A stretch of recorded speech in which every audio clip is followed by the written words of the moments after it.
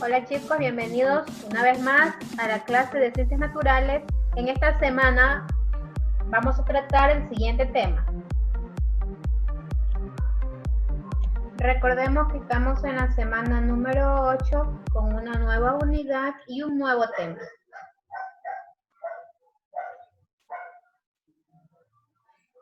El día de hoy vamos a estar hablando sobre el ciclo reproductivo de los vertebrados.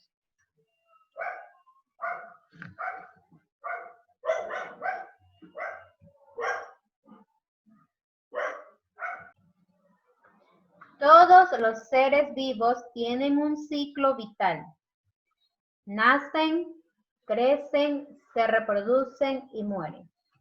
La reproducción de los organismos significa la permanencia de su especie.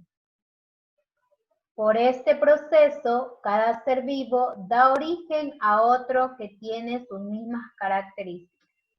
En animales existe mucha diversidad en especies y se los puede clasificar según el medio en el que viven, su alimentación, estructura y forma de reproducirse. En los vertebrados, la reproducción depende del modo y del tiempo en el que cada especie se desarrolla durante sus primeras etapas de vida.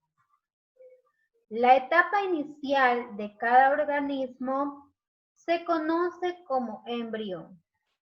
Los vertebrados tienen sus crías en varias formas. Si nacen de un huevo, son ovíparos. Si nacen del interior del útero de su madre, son vivíparos. También existe una forma menos frecuente. Los huevos se desarrollan dentro del cuerpo materno hasta que el embrión está formado. Se denomina ovovivíparo. Un vertebrado se convierte en adulto mediante un proceso de desarrollo que puede ser directo o indirecto. En el cuadro que tenemos allí, vemos ahí el desarrollo directo. Al nacer, las crías se parecen mucho a sus padres.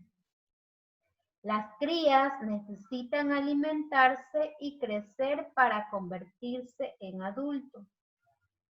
El desarrollo directo se presenta en animales ovíparos, ovovivíparos y vivíparos. En el desarrollo indirecto tenemos al nacer las crías son muy diferentes a sus padres. Las crías sufren una serie de cambios hasta llegar a adultos. Es la metamorfosis. El desarrollo indirecto se presenta en ovíparos, particularmente en los anfibios.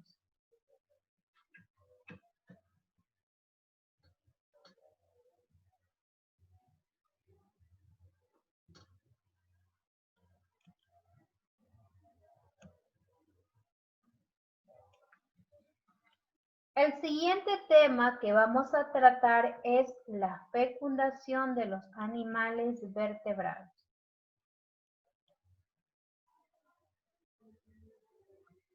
Los vertebrados tienen los sexos separados. Su desarrollo se inicia con la fecundación, es decir, de la fusión de la célula reproductora femenina, llamado óvulo, con la célula reproductora masculina llamada espermatozoide. Luego de la unión de las células reproductoras masculinas y femeninas, se crea el embrión, que se desarrolla en forma y en tamaño.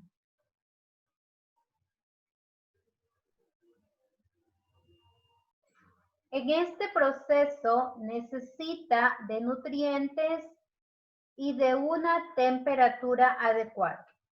Cuando un animal alcanza la madurez, se puede reproducir, es decir, dar origen a nuevos seres semejantes a sí mismos. Estos animales poseen dos tipos de fecundación, externa e interna.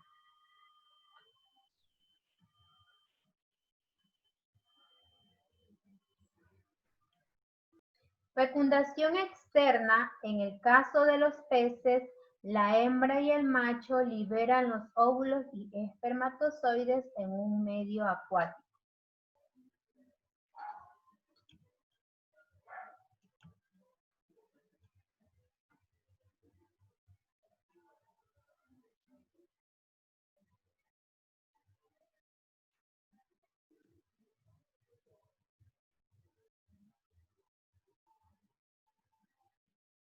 Seguimos con las características de la fecundación externa.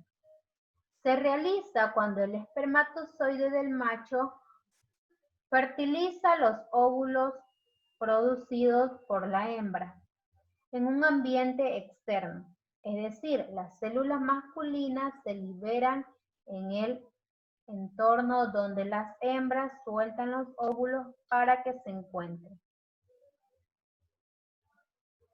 Los vertebrados que tienen este tipo de reproducción deben vivir en el agua, como sucede con los peces, o deben ir al agua para reproducirse, como es en el caso de los anfibios.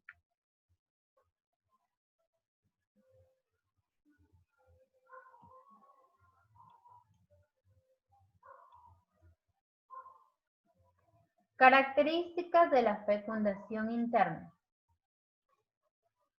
Esta fecundación se produce cuando el espermatozoide fecunda el óvulo dentro de la hembra. El huevo fertilizado queda protegido de los depredadores y de los climas adversos, lo que no ocurre en la fecundación externa. Los vertebrados terrestres tienen generalmente este tipo de fecundación, pero también lo tienen los mamíferos acuáticos y algunos peces y anfibios. Existen tres tipos de fecundación interna: ovípara, vivípara y ovovivípara.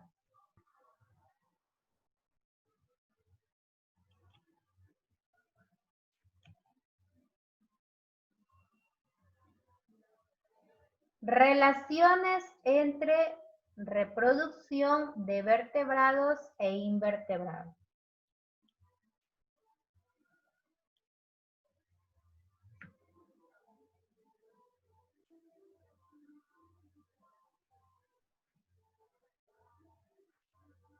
Ahora que conoces la reproducción de los vertebrados y el año pasado estudiaste la reproducción de los invertebrados, puedes concluir que en estos grupos se dan los dos tipos de reproducción, sexual y asexual.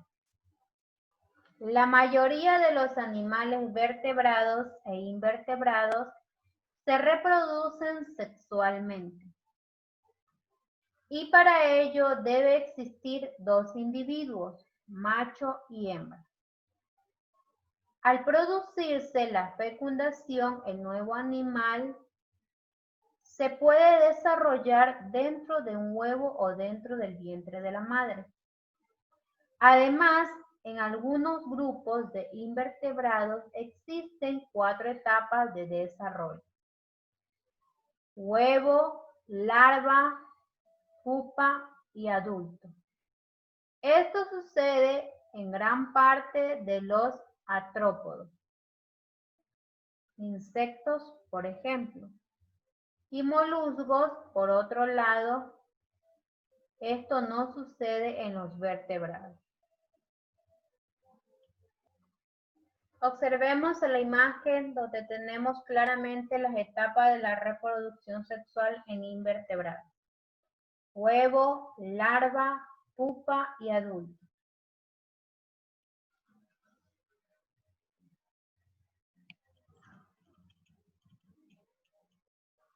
Recuerda que en la reproducción asexual de algunos invertebrados se necesita de un solo individuo para la reproducción.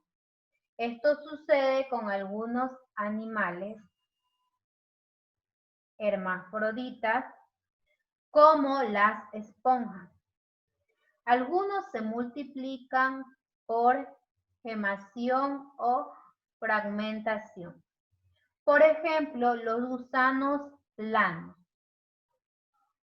los equinodermos y algunos anélidos.